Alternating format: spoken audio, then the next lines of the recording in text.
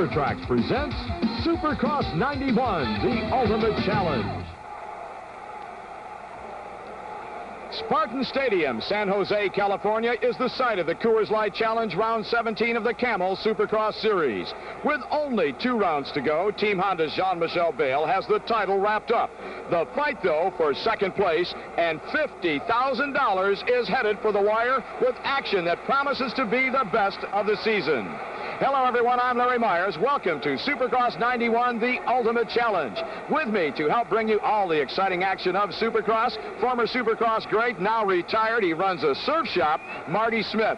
Marty's second place is, well, $50,000 worth, and Stanton and Bradshaw are going to be giving it everything that they have. That's right, Larry. You know, the title's pretty much wrapped up right now, but there's a lot of money at stake, and these guys are going to be banging bars. There's no love lost between these two out there. Very good point. That's going to make it interesting. Marty and I are going topside to bring you the action. Wendy Walsh will remain trackside. Wendy?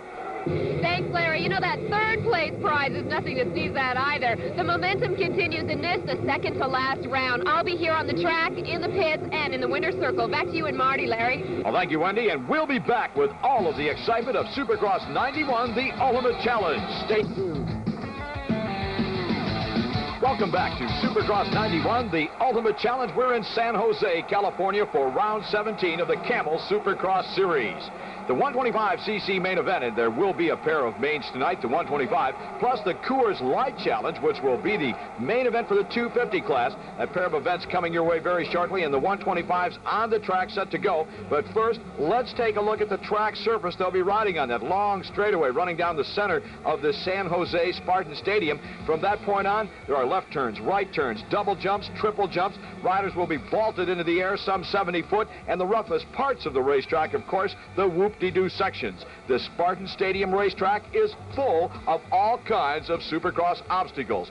Now, here's a look at the standings in the 125cc Western region. The rider on top of the heap, Jeremy McGrath, is looking for points tonight. Just enough points to clinch the championship for him. He should get the job done. However, I must point out that just a few weeks ago, McGrath broke his leg. He's been inactive because of that injury. It's healed very nicely. He's riding with all kinds of padding and not looking for a win, but to get some points. Here's a closer look at this amazing young man. Peak Honda is the home of several young riders you'll continue to hear a lot about in coming seasons, notably one of the friendliest, number 125, Jeremy McGrath.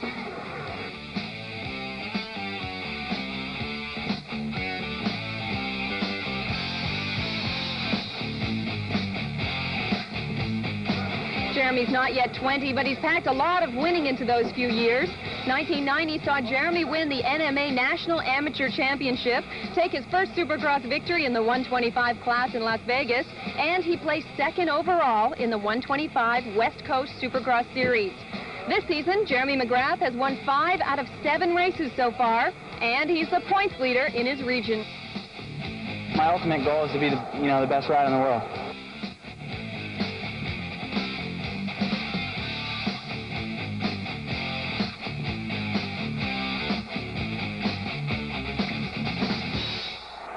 Well, being the best in the world, Jeremy has a long time to accomplish that goal. His immediate goal, of course, is the West Coast Championship, and what he needs here is a 10th place finish that will give him enough points to wrap it up. The signboard is up. It's sideways, and this gate is just about to drop, and when it does, Marty Smith will be underway with this main event. It does, and we are. Michael Craig, rider number 88. We saw him out of the corner of the screen headed for that finish line. It looks like a little pile-up, but we're watching rider number 18 is Jeff Emig, I believe, taking a hole shot, and it is, with Craig right behind him.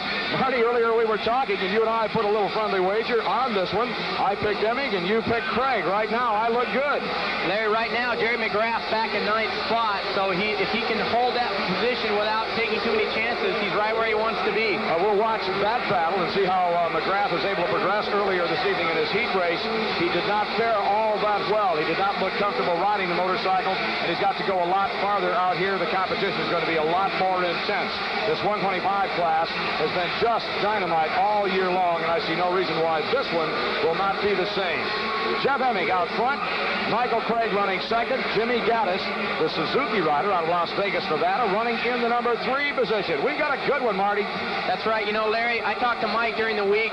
He's been training so hard the last few weeks. There's nothing he wants more than to beat Jeff Emig right now. Well, we go back just 1 week ago, and Emig was the winner at the last round of the Supercross. So Emig has got a little bit of momentum going for him. I think that you have told me that based on race experiences in the past, momentum is a lot. It means an awful lot to a racer out on the track. That's right now, Larry. Look at Gaddis. He's pressuring Mike really hard, but it is the early stages of this race. Jimmy Gaddis has been riding the wheels off the motorcycle the last several races, both in the 125 and 250 class. He draws to the outside of Michael Craig, looking for running room, now squirts to the inside. He got the wheel inside, but there was nowhere to go. Craig knows he's there, and who knows, from this point on, he could be putting the pressure on in order to try to pressure Michael Craig into making some kind of a mistake while Gaddis just sits back there calm, cool, and collected. Gaddis again to the inside, but not deep enough, nowhere to go. Number 88, now Gaddis, number 55, pulls alongside Michael Craig, feet off the pegs, up over the top of that jump. Marty, he was totally out of control. He was off the motorcycle. I don't know how he held on. He was skimming the top of those roofs on that Suzuki, Larry. The leg came off the motorcycle as he went up that finish line jump, and he almost came unglued, and there he was again coming down sideways. Gaddis is riding like a man possessed. Michael Craig dropping back to third, holding down the number 4 position.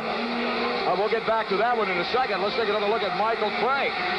There's Craig. He takes a tear off and flips it. Now, Craig has 2 riders between himself. That's Lamson in 4th, and now Lamson tries to put himself between Craig and that route to the winner, and I think he's got the pass made. And no, Craig holds on. Michael Craig holds on to the number 3 position. That Kawasaki doesn't look like it's really working through the whoops right now, Larry.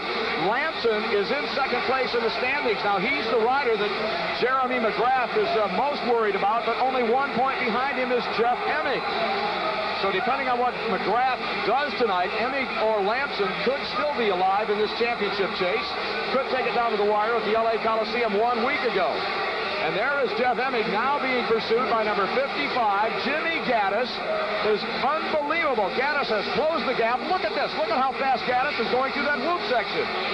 Suzuki's working extremely well right through there. It's definitely working better than any bike on the track at the moment, Larry. I'm going to tell you, Jimmy Gaddis is working well through there. My question would have to be, how long can he keep that up? Now, Gaddis is just riding so much harder, so much faster than anyone else on the racetrack. He's taking a lot of chances. Can he stay upright through this main event? Larry, something to keep in mind and to point out is that Jimmy has ridden in the 250 class tonight. He's ridden probably 4 other motos tonight.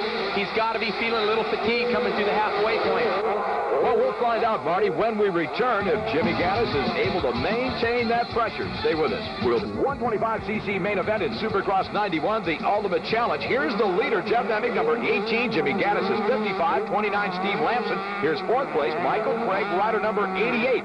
4 riders going for the win here in San Jose. Another thing they're shooting for is the 125 shootout 1 week from now at the LA Coliseum. They're going to take the best riders, the 10 best from the East, the 10 best from the West, and we're watching a West Coast race right now, and they're going to put them together in one race, $25,000 as the purse. So these guys got to have that in the back of their mind. They got to get some momentum going right now for that race, Larry. Good point, and there are 4 riders out there with momentum. Emig holding down a number 1 spot and going back to 4th. We just had a shot of him, Michael Craig. There's Emig, number 18. Emig coming out of Highlands Ranch, California. Jimmy Gaddis, Las Vegas, Nevada in the number 2 position. And holding down 3rd, Steve Lamson. Now, Jeremy McGrath, well back in the pack. He's running in about the number 8 position. Now, 8th place, and even if he's 9th, 7th, someplace thereabout is good enough for him to wrap up the title. And you can bet that the folks in the pro circuit pit, they're making McGrath fully aware of where he is. But you can look at Jeremy McGrath and tell that he's riding hurt tonight, because that's not the Jeremy McGrath that we have seen win 5 main events so far this season. You know, I'm really impressed with him, Larry. He's a young rider. He hasn't really come up into the spotlight yet, but he's really riding smart tonight. Meanwhile, the battle rages on the racetrack for the number 2 position as Steve Lamson draws closer to Gaddis. And what you said earlier about the amount of riding that Gaddis has done tonight, qualifying in both the 125 and 250 classes, and it's taking its toll, could very well be the factor in this one before it's over, because Gaddis has fallen slightly off the pace. Lamson is right on his rear wheel, and Lamson is studying lines, looking for a place to pass. up over the top of that finish line jump. And there's Lamson, rider number 29. Lamson comes out of Pollock Pines, California.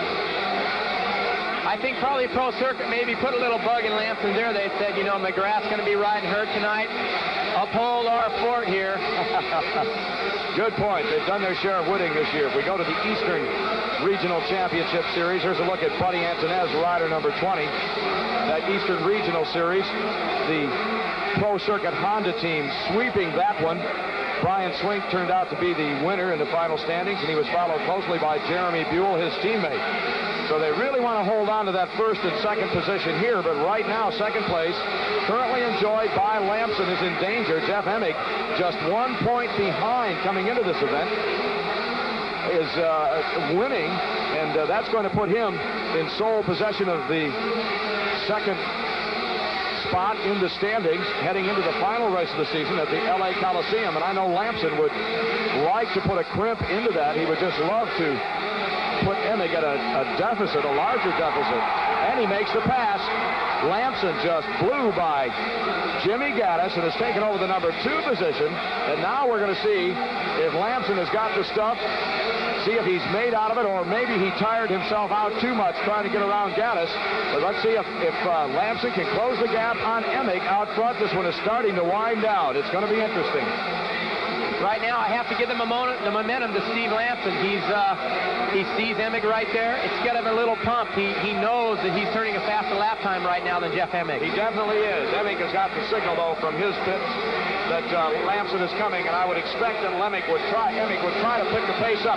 But often, Marty, when you're running out front, you settle into some kind of a pace, and you've told me that it's hard to pick up that pace. You're riding the track at a certain speed, and what is it about it that makes it so difficult? Well, I think right now that Emig is in a pace where he's riding really smooth. He feels really confident, really comfortable. Although he knows Lamson's there, he's riding so smooth that he could knock it up maybe a pace or two and still be at that comfortable pace. Marty, let's go back and take a look at Steve Lamson passing Jimmy Gaddis. Now, here they come. What do you see? I see right now that Lamson's got such a drive going off that triple. He just cleared the triple. Gaddis didn't have enough momentum to clear it. Boy, he flew by him. Gaddis must have been wondering what got into that guy. Went by him like a rocket ship to take over the number 2 position. I think, yeah, Gaddis is just a little fatigued right now. He's riding an excellent race, Larry. I would hope that Jimmy Gaddis, being the fine young man that he is, realizes that fatigue factor and what is happening to him and will ride accordingly rather than letting it all hang out and risk some type of a crash and injury. He's a smart rider. And there he is, Jimmy Gaddis, riding 2 classes tonight, the 125 and the 250. Boy, that is Iron Man duty. This young man has really got a lot of guts and gumption. My hat's off to it. Meanwhile, Jeff Emig continues to hold down that number 1 spot. Behind him, Lamson trying to close from the number 2 position. They got one more lap to go, Larry, and looks like Emig's got it unless he bobbles here, although Lamson's very close. Well, Lamson has closed the gap. He can see him. He's just a jump away, but there's no way he would make it up unless, you're right, unless he made that bobble. Steve Lamson gave it everything he had. He was looking for the hole shot, and he had it. He was there, but all of a sudden squeezed out right in the middle of the corner, dropped him back to about 6th or 7th position, somewhere in there, and he had to fight through the slower riders to get up front to put the chases on Emig. By the time he got there, it was just too late to do any kind of damage. So Jeff Emig is going to win his 3rd race of the season, 2nd in a row. The Yamaha rider headed for the checkered flag. Hey!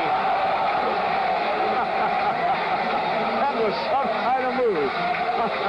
Is that the way you used to take checkered flags in your career? Not even close.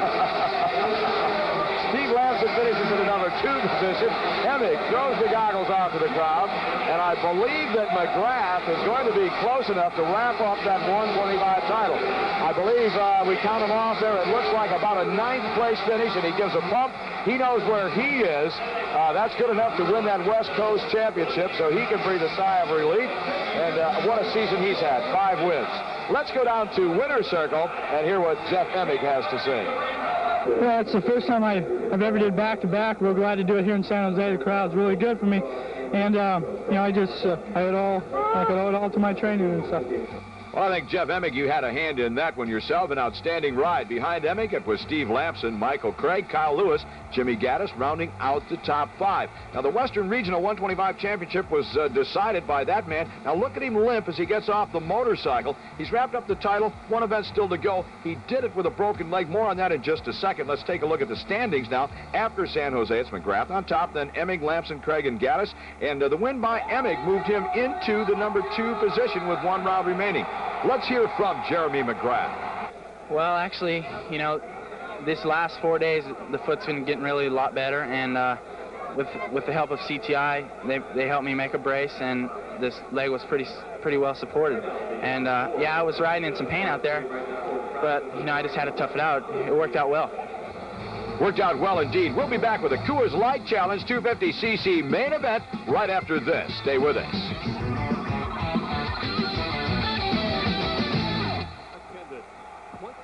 Welcome back to Supercross 91, the Ultimate Challenge. I'm Larry Myers. With me, Marty Smith. We're in San Jose, California, Spartan Stadium. Earlier today, the 250cc heats were run. We're going to take a look at them in just a second. But first, this is how you qualify. This is how you go through the heats to make it into the main. A pair of heat races. 4 riders come from each of the heats. They go directly to the main. Then we run a pair of semifinals. From the semis, we will take 5 riders. That gives us, at this point, a total of 18 riders. There was one last opportunity. It's the last chance qualifier. And from that last chance qualifier, we will take 2 more riders. That rounds out the field to 20 riders. Now, in addition to grabbing a spot on the start gate for the main event, the qualifiers are also worth a potential $25,000 at season's end from Coors. It's the Coors Light Silver Bullet Showdown. Here's Jill Thompson, Miss Coors, to explain. Here's how it works. A 250 rider gets 1 silver bullet point for posting the fastest heat of the night. The guy who gets the most points at the end of the season takes home a whopping $25,000. Each nightly winner also has a shot at earning silver bullet bonus money while racking up silver bullet points. Coors Light pays an additional $1,000 to the rider that turns in the fastest heat of the night and wins the 250 main the same evening. Now, if no one claims the prize, Coors Light adds another $1,000 to the next event in the series. And as we take a look at heat race action held earlier today here in San Jose, I would just tell you that that extra $1,000 from Coors has been unclaimed for the last 5 races. So whoever turns in the fastest heat race out here today, if he can win the main, Damon Bradshaw has a shot at it as he takes the lead in heat race number 1. If he turns in the fastest time, wins the main, he'll collect a $5,000 bonus. Bradshaw out front, followed by Stanton. Let's make that Matasevich. Matasevich just ran to the inside of Jeff Stanton, took over the number 2 position. Can he make it stick in this corner? Yes, he does. Stanton drops back to 3rd. So it's Bradshaw, Matasevich, Stanton. Here's the interesting thing here. Bradshaw and Matasevich, along with Jean-Michel Bale, have each collected 4 Coors Light Silver Bullet Showdown points. Jeff Stanton is right behind him with 3. So we're looking at a potential $25,000 bonus race right here in heat race number 1. Of course, qualifying is the first order of the day. These riders need to make it into the main event to get the points. But being as it's late in the season, I think they might let it hang out a little bit. And there goes Matasevich to the inside. I just started to say I think they would let it hang out just a little bit in order to go for that Coors Light Silver Bullet Showdown point. But Matasevich knows it. He can feel it. He wants it. Let's take another look at this pass. It's a perfectly executed block pass. Watch this. Bradshaw goes high, Matasevich comes underneath him, and he simply put himself and his motorcycle between Bradshaw and the open track. Bradshaw had absolutely nowhere to go, had to hit the brakes. That destroyed his momentum. Bang! Matasevich goes right into the number 1 spot. Now Bradshaw will try to come back. Tight corner to the inside. Matasevich hugs the line. Bradshaw studying every move that the Kawasaki rider is making, looking for a place where he can return that passing favor. Matasevich still taking the good lines. Bradshaw not trying to get by at this point. Still studying, still watching. Now Bradshaw's going to the inside. Let's see what happens. And Bradshaw regains the number 1 spot. So for the second time today, the Yamaha ace finds himself leading the pack in this San Jose Stadium track. Let's take another look at how he did it. Matasevich goes high. Bradshaw dives underneath. He takes over the number 1 spot. Matasevich possibly could have taken that line a little bit closer to the bales and tried to block that move by Bradshaw, but you never know. Had he done that, then Bradshaw would have been in a position maybe to rail around the outside at a higher rate of speed. It's a gamble no matter which way you go. We're on the last lap in heat race number 1. One of these two riders could walk out of here tonight. Oh, look at that bump and bang. I just started to say that one of these two riders could walk out with a lead in the Coors Light Silver Bullet Showdown, and that bump and bag indicates that both of them want it, and want it very, very much. Matasevich, running in a number 2 position, is studying every move that Bradshaw is making. He's looking for one more opportunity, and there he tried to get the drive out of that corner, heading down that whoop section as they head toward the finish line, but he's not going to get the job done. He's going to come up just inches short. Let's go to Damon Bradshaw, who wins heat race number 1. Well, you know, I want to win that fastest qualifier, and I felt like that was a good one. You know, we were pushing really hard, and, you know, it didn't matter who led the most laps, just as long as we went fast. And I was pushing. I got off to a kind of a slow start, and after that, I felt comfortable. I knew I was going to go by. So Damon Bradshaw wins it, an outstanding time, 5:21.56. That's 56 100ths of a second. That's the way we measure these things. Matasevich finished second. Stanton was third. Larry Ward was the 4th qualifier in heat race number 1. Let's take a look at the action from heat race number 2. In this one, rider number 8, the man that has already wrapped up the 1991 Camel Supercross Series Championship, Jean-Michel Bayle. Bayle would like nothing better, I assure you, than to turn in a fast time in this one, to walk out of here with a lead in that Coors Light Silver Bullet Showdown. An altercation back of the pack. Both riders are okay there. And there goes Jeff Ward. Jeff Ward was chasing Jean-Michel Bayle, and Ward, it looked like either got his wheel sideways in a rut or clipped a bale. Let's take a closer look and see if we can see what happened. Here comes Ward. Now, he went down before he clipped the bale. Could have been a rut that he got tangled up in, or he could have just applied a little bit too much front brake. Who knows? We would have to wait and ask Jeff Ward. In any event, he is out of contention in heat race number 2. Out front, in contention for the Coors Light Silver Bullet Showdown, Jean-Michel Bayle, the 1991 Camel Supercross champion from France. Bayle's time as he heads for the checkered flag will not be good enough to win the Coors Light Silver Bullet Showdown. Bradshaw is going to take that honor by some 5 seconds. Here are the results in qualifiers of heat race number 2. Bayle, LaRocco, Fisher, and Kidrowski. Now, out of the semifinals, top 5 go to the main. Semi 1, it was Cooper, Kehoe, Brooks, Tishner, Cliff, Palmer. In semi number 2, Dubach, Gaddis, Ward, Stevenson, Kalos. In the last chance qualifier, 2 riders make it to the main, Chris Young, Mike Chamberlain. Let's go to Damon Bradshaw, who's in the winner's circle. Yeah, I'd just like to thank Coors, especially for this award. I've won it, I know, the last 3 weekends, and again here in San Jose, and I have to win it next week to win the 25 grand, so I'm going to look forward to the, next week in LA. And I'd like to thank all the people here in San Jose that were cheering for me, and hope I can do the same thing for you in the main event. So Damon Bradshaw with a leg up in the Coors Light Silver Bullet Showdown point standings. He has 5, Bayle and Matasevich each with 4. Jeff Stanton was in contention, our defending Supercross champ, coming into this San Jose event, but Stanton now with 3 Silver Bullet points is out of it mathematically. It'll all be decided at the LA Coliseum 1 week from now. Let's take a look at some action that happened, or that took place rather, in one of the semifinals. This young man came all the way from Japan. Said he wanted to gain some Supercross experience, and look at that. Landed on the rear wheel, compressed the suspension over the handlebars. The bike plants itself in the middle of his back. And now watch. He walked off the track under his own power. As a matter of fact, he was back out riding shortly after that. Happy to see that from that young man all the way from Japan. Wish him luck in the future. We'll be back with the Coors Light Challenge main event right after this. The Ultimate Challenge. We're in Spartan Stadium, San Jose, California. The riders are taking a last look at the track. This is what we call a warm-up lap. See if anything has changed since the last time they were out there. While they're doing that, let's go back 1 week ago and take a look at action from Oklahoma. We were at the Oklahoma State Fairgrounds for round number 16. That's where Jean-Michel Bayle wrapped up the title. Taking the early lead from nearby Stillwater, Oklahoma, he was easily the crowd favorite, a heavy crowd favorite, was Guy Cooper, rider number 5. Didn't last for long as Cooper gets sideways, runs off the track, bounces off 2-3 hay bales, gets back in line, and he only lost 1 position in the process. Can you believe that? And he's going to get that position back right here. So it's Matasevich out front, Guy Cooper holding down the number 2 position. The crowd was going nuts. Here comes Jeff Ward, the veteran, right back at him, and Ward overhauls Cooper, and he takes over the number 2 position. Cooper, though, not done yet. There's going to be some excitement from this young man before the night is over, believe me. Now Jeff Stanton is going to take his turn at using Cooper for a bumper as Stanton moves into the number 3 position. By now, Cooper must have been shell-shocked, and here comes Bale. He wants a little piece of the action himself. Now, up front, look at the action. Jeff Ward, the 2-time Supercross champ, takes over the number 1 position. He took it away from his teammate, Jeff Matasevich. Now watch the action coming up. Remember Guy Cooper, rider number 5 from Stillwater, Oklahoma? He'd worked all the way up to the number 3 position. He just gives Matasevich a little bit of a nudge there. Matasevich will retaliate in this next corner in grand fashion, and bam, both riders go down. We're going to take another look at that one from another angle. Watch this. Matasevich just crowds him to the outside. He shoots off the side of the track. Both riders were down and out of contention. Cooper, though, never gave up. Rider number 5 out of Stillwater, Oklahoma, got back on his motorcycle. This is in the late going as Damon Bradshaw finally putting in an appearance. He came from out of the back of the pack to overhaul Cooper and several other riders in the process. There he puts a pass on Jeff Stanton. An outstanding ride turned in by that young man.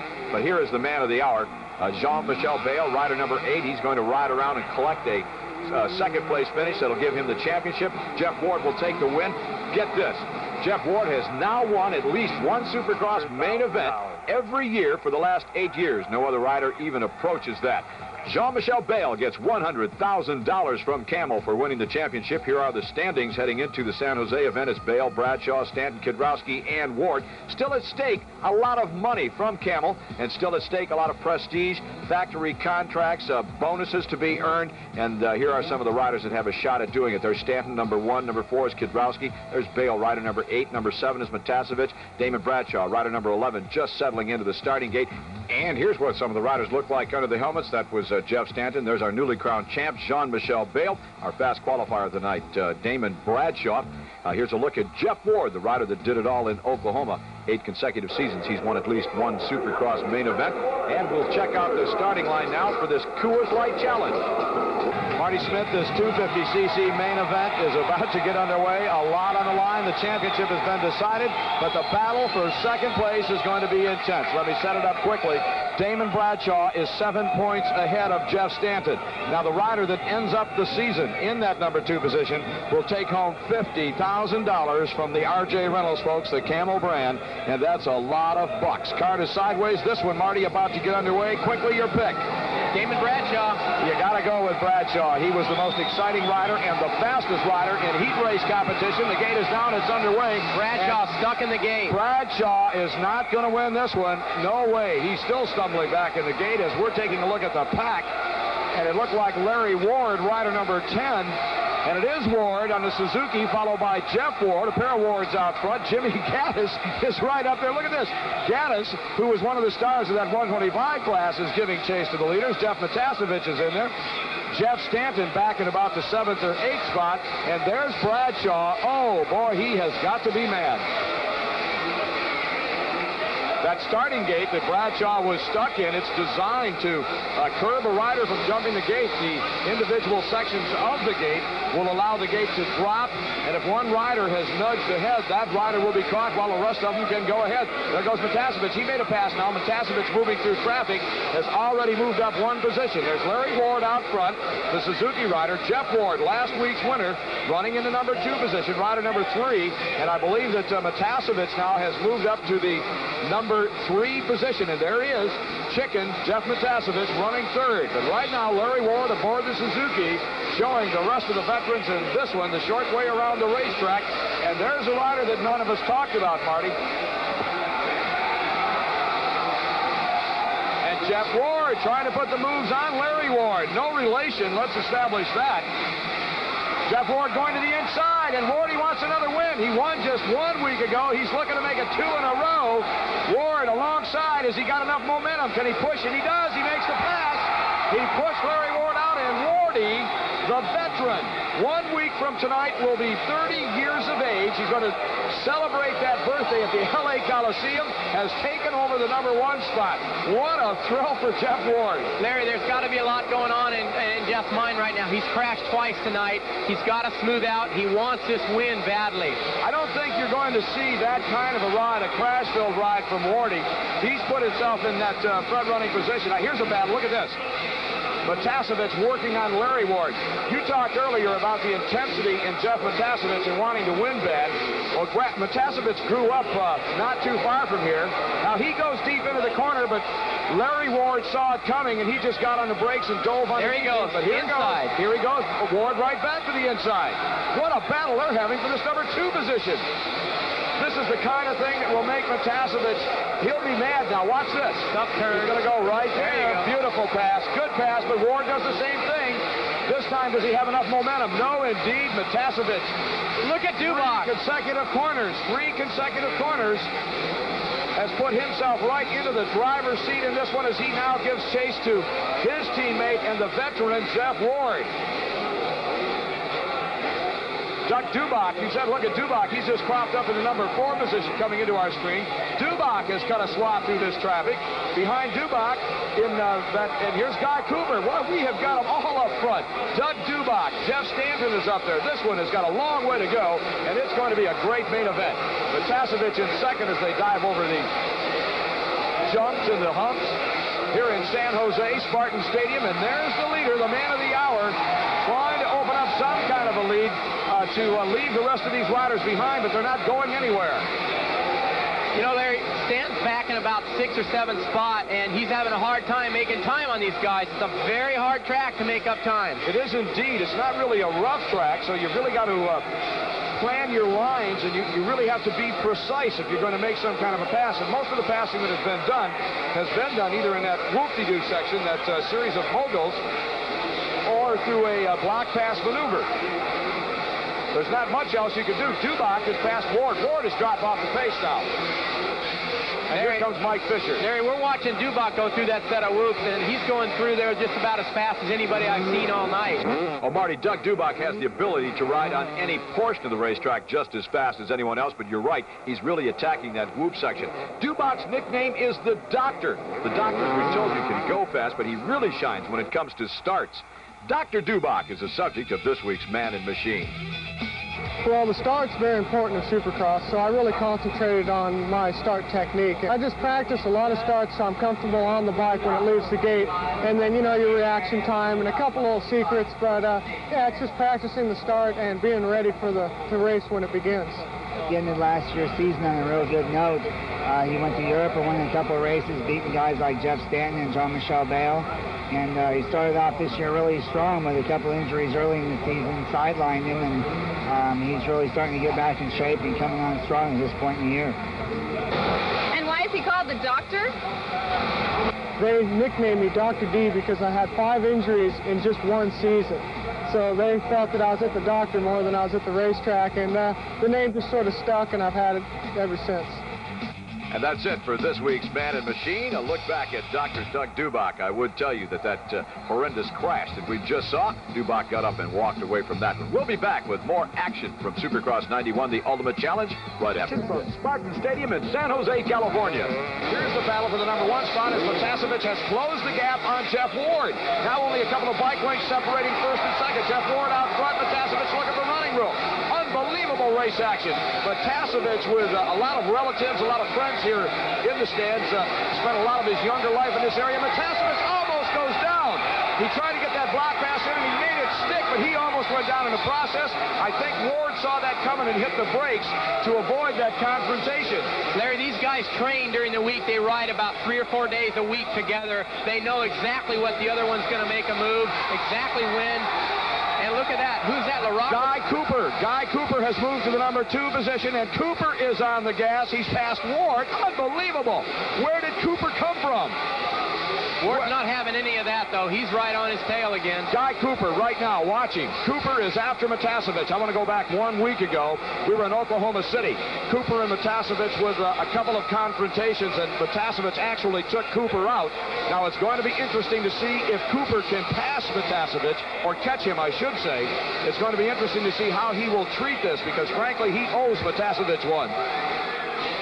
What a race we're having out here tonight. Jeff Matasevich is out in front, and here's Bradshaw again working his way through the pack. He's gotten around Kedrowski, Larocco, a whole host of riders. He's not going to be able to come close to catching the leaders, but he's doing a dynamite job.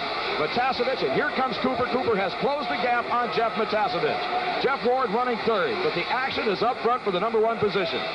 It's Matasevich, rider number 7. Cooper just cut to the inside a little bit. Matasevich now knows he is there. There's the look at back in the pack. We just saw Jeff Stanton. There's Jean-Michel Bale. He's well off the pace. Mike Fisher.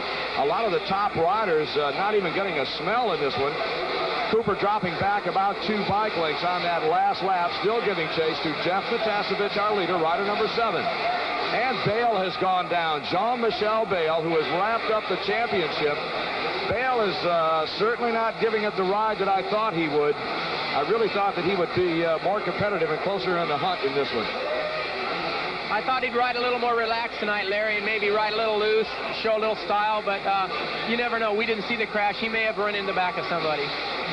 Jeff Matasevich out front. We're looking at Jeff Ward, rider number 3, being chased by Dubach and Stanton. Ward was the winner 1 week ago at Oklahoma City.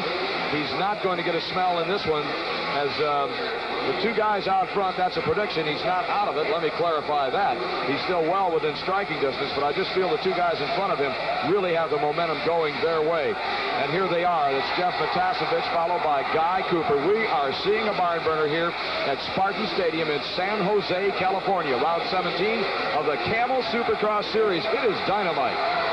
Here comes Cooper. Cooper drawing close again. That whoop-de-doo section to Suzuki looks good. I think Kawasaki has a little horsepower on him, but the Suzuki looks like the suspension works a little better through the whoop. And Cooper, I didn't see him there momentarily in the screen, and I thought that he might have made a big error, but there he goes. Look at this, going to the inside. He's trying to make this a good, clean race. He's trying to avoid contact, but there's no way that you can avoid contact to make the pass. Or I should say, not contact, but avoid a block pass. And Cooper's not going to get the job done unless he does that. That's right, Larry. This is Supercross. This is a contact sport. Now, he had the chance right there. Matasevich went way wide, and Cooper could have taken the line away from me, but he chose not to. Let me run something else by you, Marty.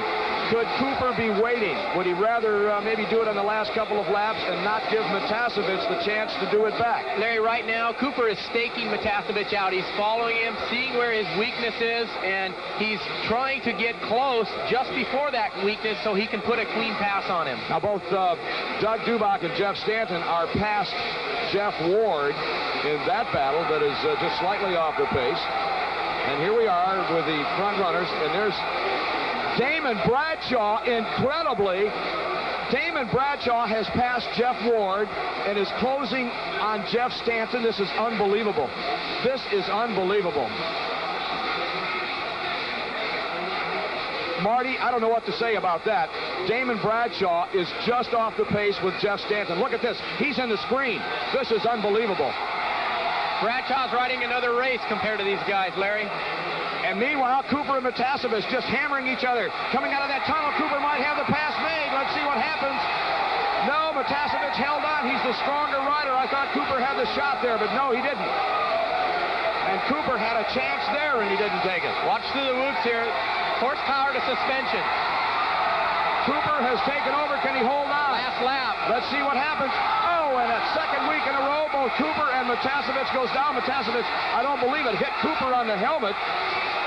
Last lap action, and neither one of them are going to win this one. Incredible. Doug Dubach is out front. Here comes Stanton, and right behind him, Bradshaw. This is unbelievable on 1 lap to go. Unbelievable race action. Watch Bradshaw. Bradshaw's going to pass Stanton. He definitely does. Now he's got Dubach, his Yamaha teammate, in front of him. This is an impossibility. I can't believe that Bradshaw was able to come back that strong and that hard. This is the most incredible race we have seen all season. Dubach has never won a Supercross race. Is it going to be Dubach or Bradshaw? Doug Dubach! Doug Dubach took the win, and unbelievable, just an unbelievable situation. Damon Bradshaw rode the race of his life. He was so far back, and he came all the way up to finish in the number 2 position.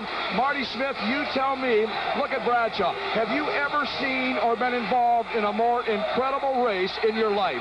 Never, Larry. I've been involved in racing for over 20 years. I've never seen a race like that. Bradshaw was probably going a good 3 to 4 seconds a lap faster than anybody tonight on the course. This is just incredible. Bradshaw, Doug Dubach. Let's go back, Marty. We want to take a look at that crash with Cooper and Matasevich. We're going to bring that up, take a peek, and maybe we can see what went on. It looked to me like, well, I'm not going to call. We're going to take a look at it. You tell me what you see. Here they are side by side through the whoops. Now let's watch it. Up over the top, Cooper's made the pass. Okay, right now Cooper's trying to move over to the left side to get the inside line. Chicken does not want him there. He gasses it. They both hit the jump. Cooper took Matasevich's front wheel out. There was no room for 2 bikes in one line. So, who's fault? Here's Dubach and Bradshaw. Dude, this has to be the happiest night. They're both pumped. There's Brian Lunas in the center of the mechanic for Damon Bradshaw. And Damon is incredibly happy for Doug Dubach. And not in your wildest dreams would you have imagined that Doug Dubach would win a Supercross event.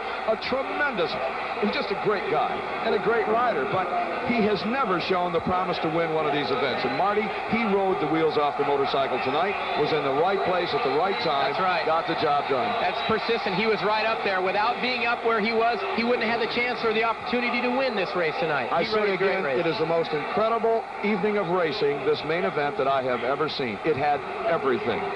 Just everything. So Doug Dubach has always been just inches short of the big wins, and frankly, you kind of fall into that rut and you think maybe he's never going to get one. He had it tonight, the biggest of all, and everyone is happy for Dubach. It doesn't seem to be a team barrier at all. Here's a look at the results. The riders that finished behind Doug Dubach. What an incredible race. Bradshaw finishes second. That comes from behind effort. Stanton third, Mike Fisher fourth, Mike LaRocco fifth. We'll be back to talk with the doctor right after this. Won by Doug Dubach. The post-race festivities in full swing. Marty, let's go back and take a look at what I think is a key pass in this thing in Bradshaw's drive. Here's Doug Dubach now. He's leading, but watch what happens with Bradshaw and Stanton. Larry, I think that Bradshaw was just going so incredibly much faster than everybody in the race course that anybody in his way is going to get past anywhere. I don't know how Stanton made it underneath that tunnel. It looked like he was being shoved way out to left field. Bradshaw indeed was incredible and certainly was going faster than anyone else, not to take anything away from Doug Dubach. And speaking of Dubach, let's go down to Winner's Circle where we're going to find the happiest man in the U.S. of A. His first ever Supercross win, Damon Bradshaw joins him on the rostrum. Yeah, this is the first AMA Supercross I've won here in the United States. I've won in plenty of them overseas, but this is my first here, and I just can't explain it. I'm real happy. Happy indeed, and happy he should be. Dubach wins it. Bradshaw, Stanton, Fisher, LaRocco, they're the riders that finished in the top 5 here in San Jose in the Coors Light Challenge. And Doug Dubach still being congratulated, and you know what? There's a trophy right there that I'll bet you couldn't buy for any amount of money. I don't think Dubach would ever give it up. Marty, one more time, it was the greatest race that I have ever seen. Larry, of all my racing experience, I've never seen a main moto that exciting. Doug Dubach took the win. He deserved it. It was great. But Damon Bradshaw from last place stuck in the gate. How did he do it? I never would have thought he would have come up to that far. I thought maybe 6 or 7. He was a gear higher than everybody, Larry. And that gear took him all the way to the number 2 position, and he deserved it. A great ride. We'll have more Supercross action coming your way 1 week from today as the series winds up in the Los Angeles Coliseum. Hope you'll be with us for Supercross 91, the ultimate challenge. Until then, for Marty Smith, my colleague this evening in the booth, and Wendy Walsh trackside, I'm Larry Myers. We'll see you next week.